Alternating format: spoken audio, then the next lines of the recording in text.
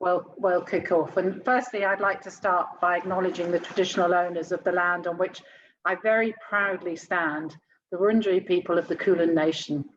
And I'd like to pay my respects to elders past, present, and emerging. Well, today it's a real pleasure to be introducing Margaret Thorpe, because Margaret, you are, of course, I always get emotional when I introduce you because you're one of the most beautiful souls that we know. And you have got so much love and care for others. Margaret was born in Zimbabwe and she arrived in Australia some 40 years ago and started working here as a nurse and a midwife, working in rural areas and with Indigenous communities. Now, Margaret's gone above and beyond to transform the Sacred Heart community into a home for life. And when you walk through the doors at the Sacred Heart community home, you feel like you're visiting a family house. You don't feel like you're visiting somewhere that houses over 70 people, all of whom have histories of experiencing homelessness and very complex issues. It is the most beautiful place. And Margaret, I wonder, welcome and thank you for joining us. And thank you everyone who's on the call as well. Can you share with us a little bit about the Sacred Heart Community Home? Yes, so we've got this magnificent new home, which was completed in February.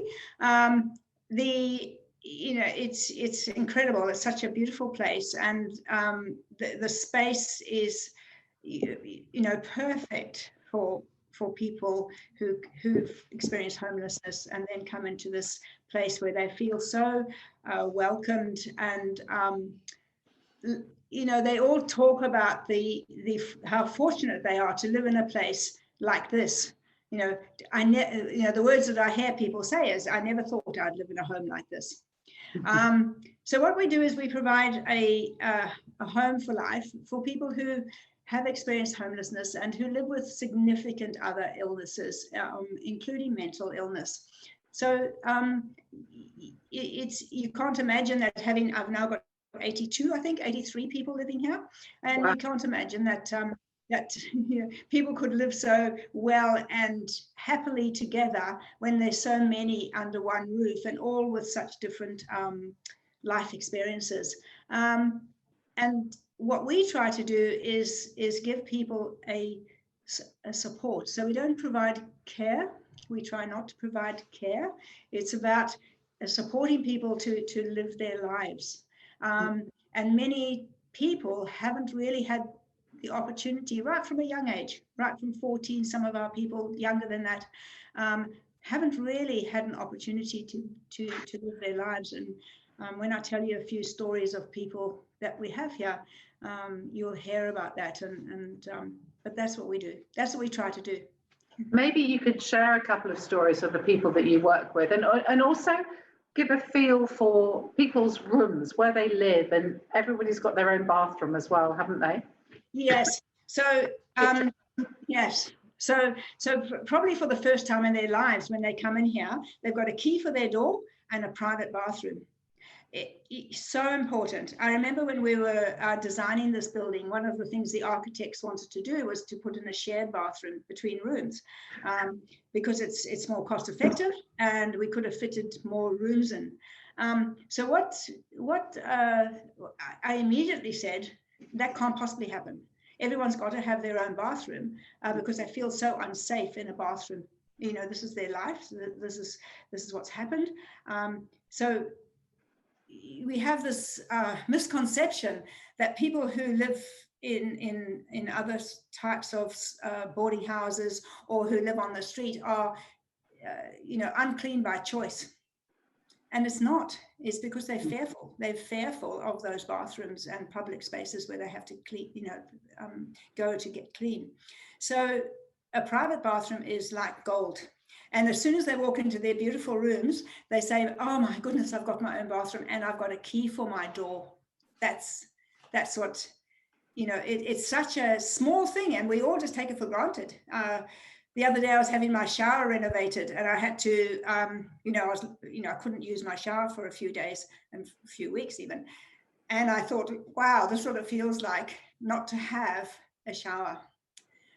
And and I could still have my own private place. I still had my own flat, but I didn't have a shower. So yeah, just how difficult it is sometimes for people just to have a shower safely. So they're very important. So they have beautiful rooms. You know, all, yeah, we put some beautiful tiles up in the bathrooms, and you know, really try to make the room special. And can you share a couple of stories? Yeah. About current residents? Yeah. So I've got a beautiful picture here that I'm going to show you. So this is the first person I'm going to, you can see it now. This is the first person that I'm going to show you. He's actually quite happy to have his picture shown because he's on our AGM report this year. So that's Peter. Peter was born at exactly the same time as I was in Zimbabwe, 1952. So we grew up together, but not together. But it's amazing how small this world is, that he should come and live here and I'm here. And you know, we have these wonderful greetings in the morning where we talk in language and yeah, just share memories.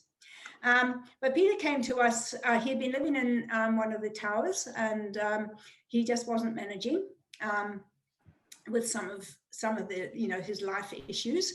And he came to me, and I said to him, you know, Peter, I'm not sure how you're going to feel about settling here, because we don't have many people of color living in our facility, and sometimes that's quite difficult.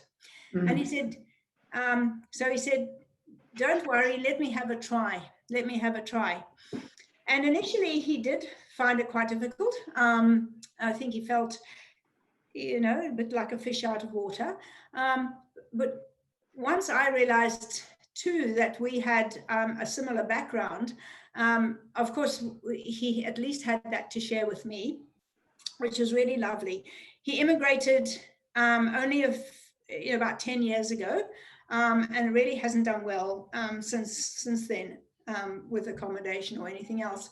But since he's been here, he's having the most, as you saw from the photograph, he's having the most fantastic time. He really is loving it. He's writing his memoirs at the moment. He's just found a life with feeling secure and safe and getting regular meals and feeling, and he talks about friendship. He talks a lot about friendship, coming here and having friendship. So that's been incredibly important to Pete. And he is, yeah, he's absolutely charming. His health's improved. He's, you know, his whole outlook on life. He you know, I passed him in the corridor looking exactly like that this morning, except he didn't have a scarf on, and but his big red hat. And off he was going, and he spends the whole day out, and then he comes back to us in the evening. So he's really living independently, but with a great deal of support from us in order to do that. It's a wonderful outcome for him at the end of his life, and he knows he can live here until the end of his life. So he never has to be homeless again. He never has to try and find somewhere to live. Oh, how wonderful, Margaret. Yeah, it is. And it's been a lovely connection for me. I've loved having him here with all that history and you know, all those lovely things that we share. Of course, and lived very different lives, you know, at that time in Zimbabwe. And then I've got another story about a gorgeous woman who came to us the other day. I'm not sure whether everyone knows, but Hambledon House down in Albert Park was closed down during the COVID. The residents there got COVID, and when the DHS went in there, they found, you know, the conditions less than livable, really appalling conditions, which is a very sad thing to think that there was a SRS out there that wasn't providing good services. It was one of the good things about COVID, and is that Hambledon was shut down, but it meant that there was, I think there were about 35, 40 people who then became homeless. So of course I was contacted, and for some of the older frail people, I was asked to provide this emergency accommodation. And one of the people who came to us is a person who has never goes outside of her room. So when she opens the room door, she sort of opens it a little bit like this and looks out at you, and then shuts it again quickly and says, I'm okay, and then shuts it again quickly. And so when she came to see the place, I was warned about this, and they said to me, you know, she may not engage, but if she engages, Margaret, can she come in straight away, because we might not be able to get her back there tomorrow. So I said, yes, of course, bring her in and let's see how she goes. And if she even suggests that she wants to come, I'll offer her a room there and then. So I greeted her at the door. I always get emotional when I tell these stories, so you'll have to excuse me. Me too. I greeted her at the door, and you know, I saw this sort of very shy person who, when she was living out in the community, she used to wear her hair hanging down in front of her face so that you couldn't actually see her face behind her hair. But she'd been to the hairdresser and had her hair cut, so she actually was open, and I greeted her and I said to her, hello, Celia. I believe you've come to see our place and you're looking at other places as well. She says, no, you're my first place. And that was all she said to me. And we went and we went right up to the 4th floor, which is a very beautiful area. It looks out over the top, over St Kilda, and down to the sea. So it's a very lovely floor. And I showed her the room with that beautiful bathroom, and it was, and she walked into the room. She said, "Oh, it's so clean, and it's peaceful." And I said, "Yeah, I think you'll find that this floor is peaceful." This, you know, I took her right to the top, away from the noise and bustle of downstairs, and she said, and she had a good look around, and she looked in all the drawers and looked in all the cupboards and decided that there was enough space for her to live there, and did all the sorts of things that we would do if we were going to have a look at a flat. And the whole time she was just talking quietly to me. And the person who had brought her in, she separated from us for a little while she went to have a look at the bathroom. And the person who was with her said to me, you know, she hasn't communicated like this since leaving you know, since we've known her. And I think it was the quietness of the space, and the carer said to me, she must feel safe or something. And I think this is the environment, this is how we feel safe. And so Celia said to me right there and then, I'll come in. So I said to her, so you're going to go and pack up your things now with your carer and come straight back this evening? She said, yes. So off she went, and she didn't come back for a while. And I thought, oh, she's not coming back. We're going to have another try another time. But in she came later on, and you know that she wanders around the facility, she socializes with people, she doesn't talk much to them, but she sits in a group. So she sat with this morning, she sits on the outside of a music group so she can listen to the music but not interact. She is just, you know, it's just, she comes to my office and knocks on the door and says, can I have some chocolates this morning? And she, you know, she's communicating, I guess, is, you know, this is the miracle of what happens here in this home, I think, is that people feel safe enough. They feel respected, feel seen.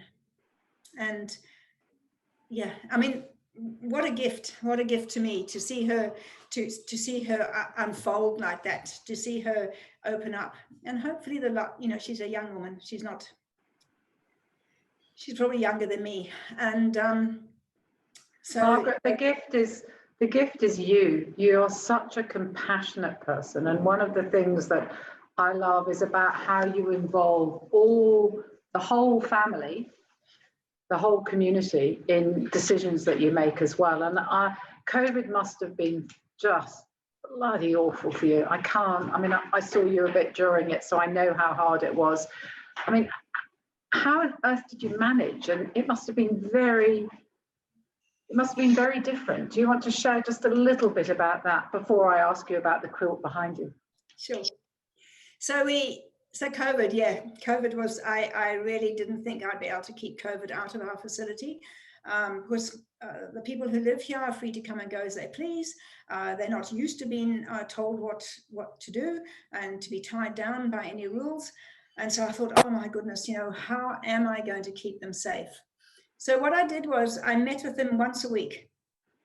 we had a residents meeting, and I talked to them about what we were trying to do and asked them to keep us safe as well.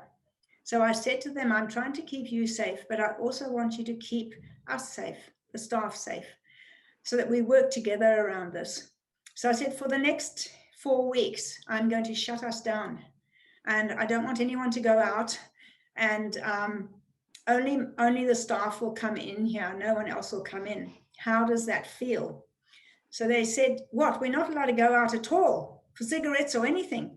So I said, we will get your cigarettes. We will open up. So we opened up a tuck shop, and so they could come and buy things and get what they needed from the tuck shop every day. So there wasn't this compulsion to go out. There were a couple of people who broke out through the back gates and things, but there were only 2 of those. The rest, everyone else just fitted in. And I think it was because I kept talking. We kept sharing. I kept asking them how they felt and how they would want this done. And that they would get exactly the same privileges as we would get out in the community, living at home. What we were allowed to do and what we were allowed to do at the time was nothing. We were locked down. So I said, this is how we've got to go. So we managed. It was very stressful, but we managed, and we didn't get COVID, thank goodness. So Well done you, Margaret, and well done you. And I mentioned the quilt behind you. It's such a beautiful quilt. Can you share with us a little bit about it? Yeah. So the quilt, which is very beautiful, it's got the heart in the center of it, and then a whole lot of handprints around it. So what happened, because I decided that this would be a home for life, we decided that we would involve the residents when people were sick and unwell and at the end of their lives here, because it was like a home, it's like a family. And so I talked to them about that. I said, how does it feel? What does it feel like to have people, in their life in your home? And they said to me, it feels like we're going to be cared for when we die. So we are really, this is how it should be. And so then they started visiting people in their rooms and looking after them, participating in the care of those people at the end of their lives, taking them out for a cigarette, in a wheelchair, doing those sorts of things. So then we needed to have a way of removing someone from the facility after they had died on the mortuary trolley. And if everyone's watched television, which they have, and seen those mortuary trolleys, they're pretty awful. They've got this blue bag and look awful. So what we decided to do was make a quilt. And the quilt represents us holding someone while they leave the facility. So, and then I decided that we wouldn't hide that away anymore. We wouldn't try to slip someone out the back door, that the person would go out through the front door with the quilt over the trolley, with us all holding them and standing around as the trolley left.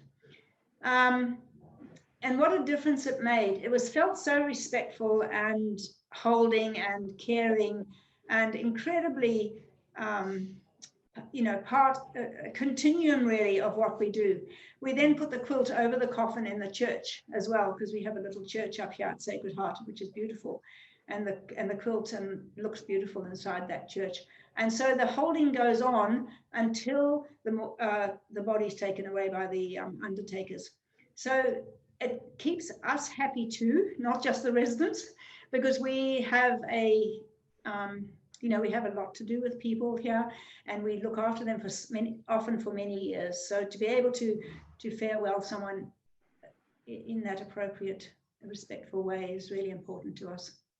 Really important, and that's so beautiful. When we first met Margaret, in fact, Margaret talked about the need she felt to have what we call an emotional hugger, and Igniting Change was so proud to fund that position, and then others followed behind us, didn't they, Margaret? Can you tell us a little bit more about what was behind your thinking with the emotional hugger.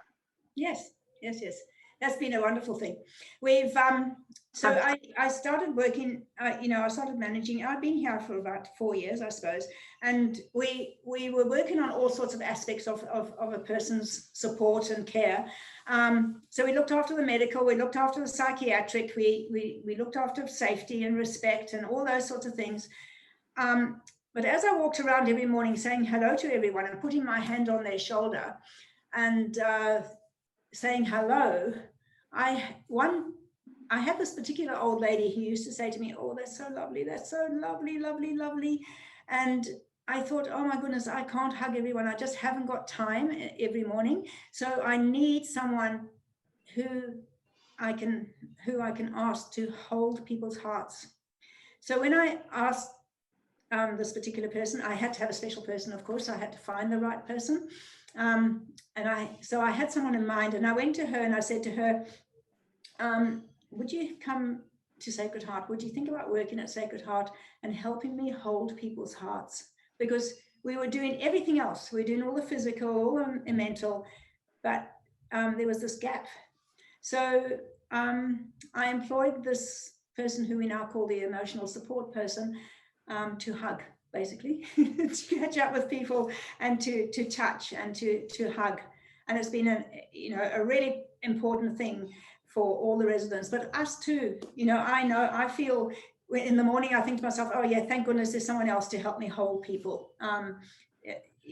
There's a lot of people don't have families. Many of our people do not have families because of the lifestyles they've had to, their road they've traveled.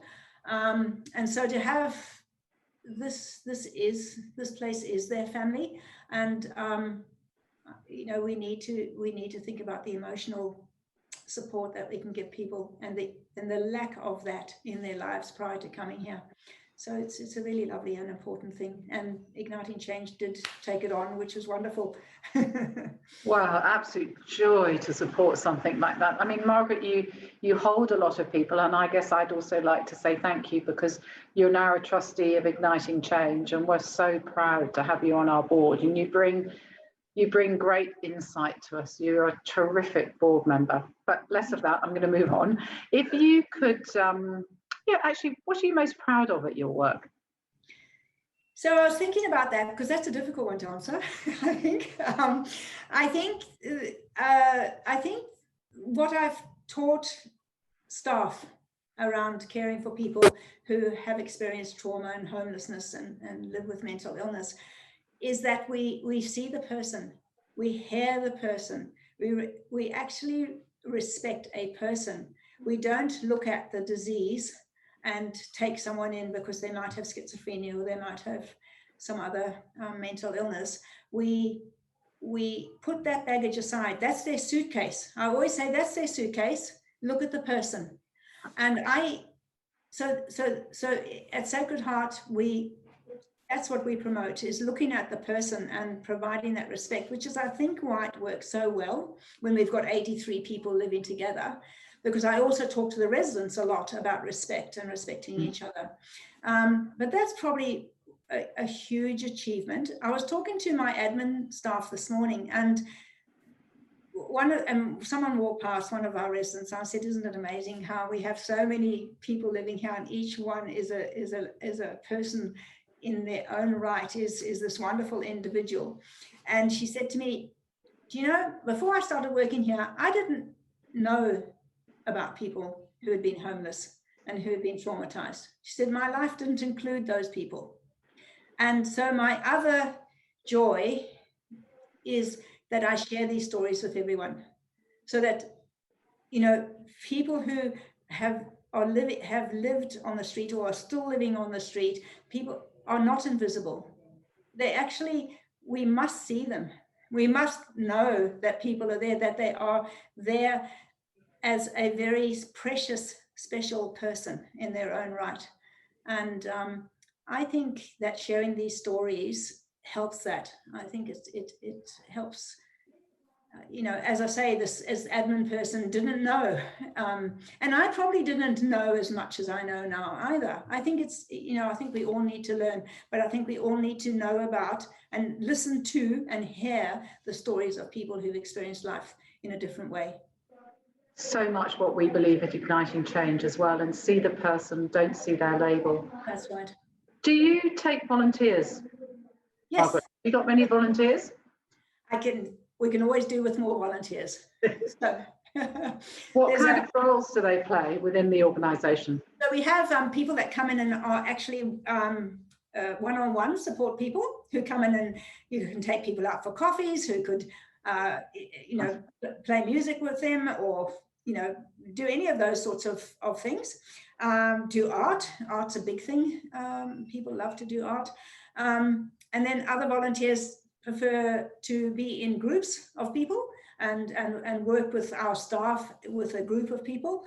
And then we have people who can come in and help with our functions that we have. So there's a variety of ways that people can volunteer, and it can be quite intimidating to come and volunteer. Though our people, the people that live here, are not intimidating. They're wonderful, they're warm and welcoming, but it is a different environment. And I personally am quite shy, so I wouldn't be able to just walk in and pick up with people. And so we give volunteers a lot of support, and quite often it's nice to start with a group and then work your way out of that. But yes. And so if you want to be a volunteer, there's an app, on our webpage, Sacred Heart webpage, there's a site that you go to register. Interest. Yeah. And because we've got 2 more minutes, just under, I suppose a final question, have you got a wish list of things that you need at the moment? You know what, I can never think of things I need, but we always need, you know, Christmas presents, you know, presents, birthday presents for women, birthday presents for men, men's clothing, women's clothing, anything like that is always, you know, shoes is always a big thing. But, you know, my wish list is that people who are listening to me today spread the word. That's my wish. You know, it's a very powerful message. And I think, as I've been saying, that the more people that know the story and, know about us, the better. It's lovely. I can never, ever, as I'm sure people on this Zoom will appreciate, I can never spend enough time with you, Margaret. You are just, you're just such a giver. And I think absolutely we need to see the person, not their label. And thank you so much for joining us. We really appreciate it. And we just love having you on the team, and so proud to support you. Thank you. Thank you. Thank you, everyone, for joining us. Thank you for your time, everybody. Thank you. Bye. Thanks, Jane. Bye. Bye.